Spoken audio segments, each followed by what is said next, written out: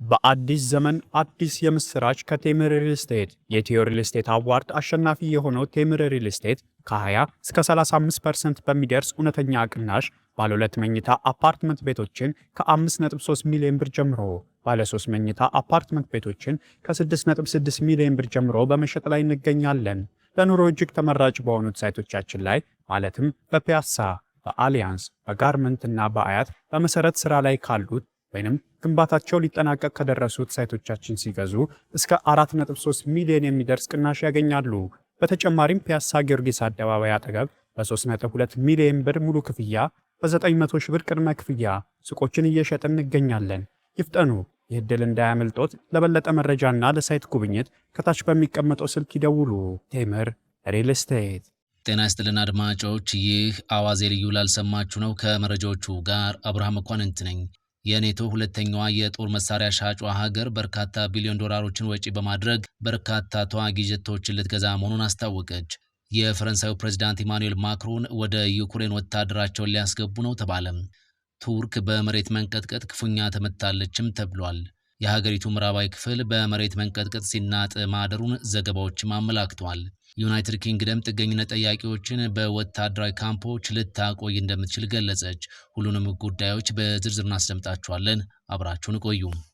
ቱርክ ከዩናይትድ ኪንግደም 11 ቢሊዮን ዶላር ወጪ በማድረግ ተዋጊ ጀቶችን ለመግዛት ተስማምታለች። ከኔቶ ሀገራት ውስጥ ድሮኖችን በመሸጥ ሁለተኛዋ ሀገር ናት የምትባለው ቱርክ አሁን 20 ተዋጊ ጀቶችን ከዩናይትድ ኪንግደም ለመግዛት መስማማቷን አስታውቃለች። ቱርክ ከአሜሪካ በመቀጠል TB2 የተባሉ ሰው አልባ አውሮፕላኖችን ለተቀረው ዓለም በማቅረብ ከኔቶ አባላት ሁለተኛዋ ሀገርም ናት። ቱርክ በግሎባል የድሮን ቴክኖሎጂ ውስጥ ከፍተኛ ድርሻ የምትይዝ ሀገርም ጭምር ናት። ፕሬዚዳንት ረሲብ ጣይብ ኤርዶሃን 20 ኢሮ ተዋጊ ጀቶችን ለመግዛት የሚያስችላቸውን ስምምነት ከእንግሊዙ ጠቅላይ ሚኒስትር ሰር ኪር ስታርመር ጋር መፈራረማቸው ተነግሯል።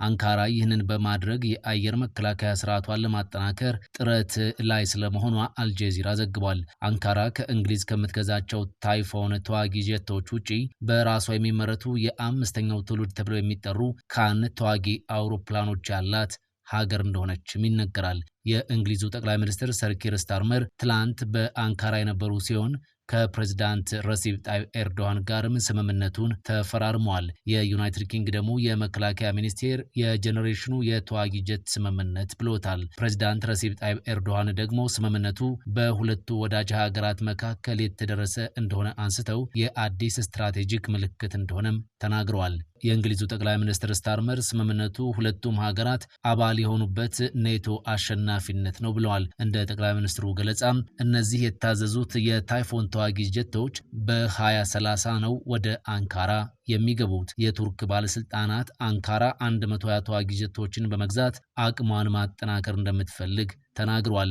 ከዚህ ውጪ ቱርክ በመጪዎቹ ዓመታት እነዚህ የታይፎን ጀቶች ከእንግሊዝ እስኪገቡ ድረስ ከኦማንና ከኳታር በመጠኑ ያገለገሉ 12 የታይፎን ጀቶችን ገዝቶ የማስገባት ፍላጎቱ እንዳላት ተናግሯል። ባለፈው ሳምንት ፕሬዝዳንት ረሲብ ጣይብ ኤርዶሃን በዚህ ጉዳይና በሌሎችም ጉዳዮች ለመነጋገር በኦማንና በኳታር ጉብኝት ማድረጋቸው አይዘነጋም። ባለፈው ዓመት ቱርክ ከዩናይትድ ስቴትስ 40 F-16 ጀቶችን በ7 ቢሊዮን ዶላር ለመግዛት ስምምነት ያደረገች ቢሆንም መዘግየቱን ዘገባው አስታውሷል። በእስራኤል የሚደርሱ የአየር ጥቃቶች ቱርክን ጨምሮ ሊባኖስን፣ ኳታርን እንዲሁም ሌሎቹን ጨምሮ መሳሪያዎችን እንዲታጠቁ እያደረጋቸው መሆኑን ሮይተርስ አመላክቷል። በሌላ ዜና ቱርክ በመሬት መንቀጥቀጥ ክፉኛ መመታቷ ተሰምቷል። የሀገሪቱ ምዕራባዊ ክፍል በመሬት መንቀጥቀጥ መናጡን ዘገባዎች አመላክተዋል። አደጋውን ተከትሎ ይህ ዘገባ እስከተጠናቀረበት ጊዜ ድረስ 22 ሰዎች ተጎድተዋል፣ ህንፃዎች ተደርምሰዋል። ሰኞ ጠዋት ምዕራባዊ የሀገሪቱ ክፍል 6.1 በተለካ ማግኒቲዩድ ተመቷል። እንደ ዘገባዎቹ መረጃ እስካሁን ቢያንስ 3 ህንፃዎች ወድመዋል። የእስራኤል ኃይል 3 የፍልስጤም ታጣቂዎችን በዌስት ባንክ መግደሉን ገለጸ። የእስራኤል የጸጥታ ኃይል ዛሬ ማክሰኞ በዌስት ባንክ 3 የፍልስጤም ታጣቂዎችን መግደሉን ይፋ አድርጓል። የእስራኤል ኃይል እነዚህ 3 ታጣቂዎች ጀኒን በተባለ የመጠለያ ጣቢያ ጥቃት ለማድረስ ሲንቀሳቀሱ የነበሩ ናቸው ብሏል። ግድያውን በተመለከተ እስካሁን ከፍልስጤማውያኑ ባለስልጣናት በኩል የተሰማ አስተያየት የለም።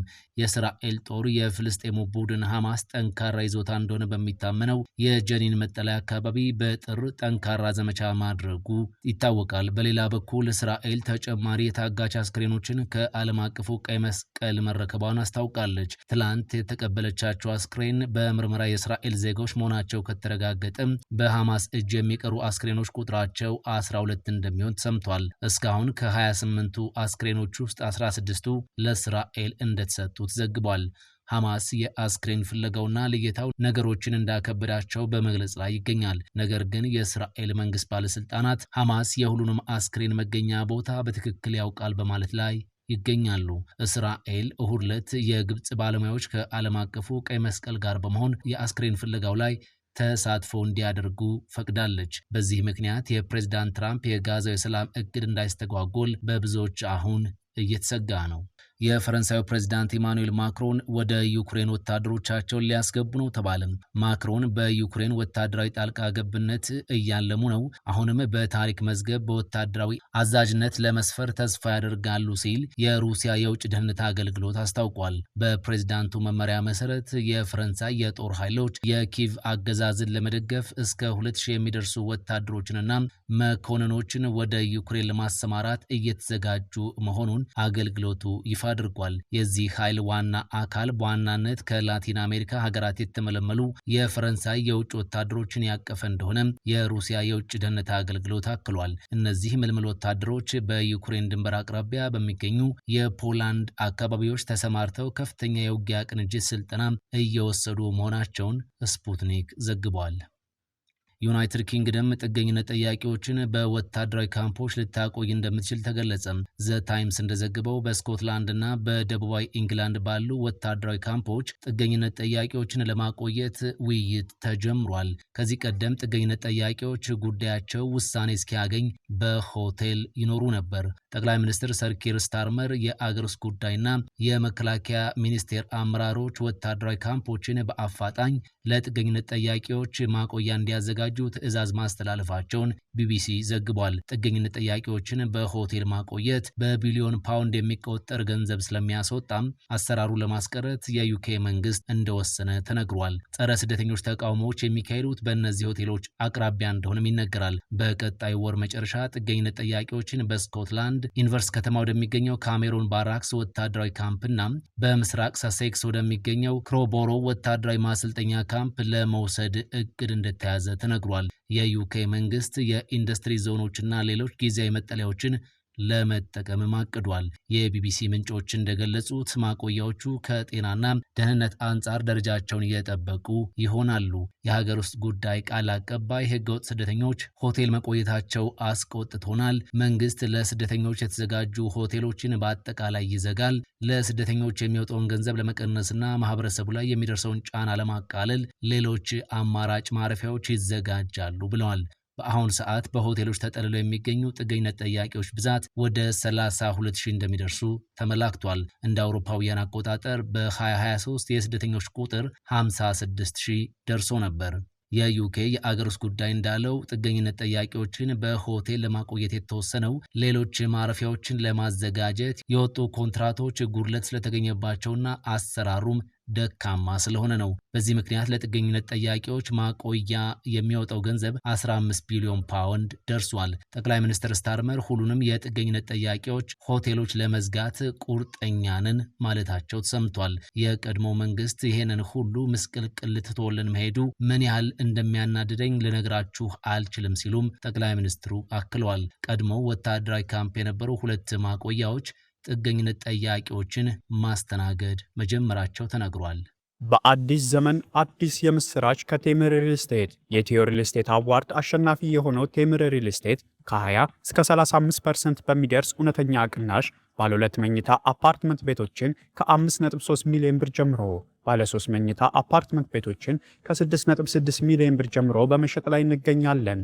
ለኑሮ እጅግ ተመራጭ በሆኑት ሳይቶቻችን ላይ ማለትም በፒያሳ፣ በአሊያንስ፣ በጋርመንት እና በአያት በመሰረት ስራ ላይ ካሉት ወይንም ግንባታቸው ሊጠናቀቅ ከደረሱት ሳይቶቻችን ሲገዙ እስከ 4.3 ሚሊዮን የሚደርስ ቅናሽ ያገኛሉ። በተጨማሪም ፒያሳ ጊዮርጊስ አደባባይ አጠገብ በ3.2 ሚሊዮን ብር ሙሉ ክፍያ፣ በ900 ሺህ ብር ቅድመ ክፍያ ሱቆችን እየሸጥን እንገኛለን። ይፍጠኑ! ይህ ዕድል እንዳያመልጦት ለበለጠ መረጃና ለሳይት ጉብኝት ከታች በሚቀመጠው ስልክ ይደውሉ። ቴምር ሪል ስቴት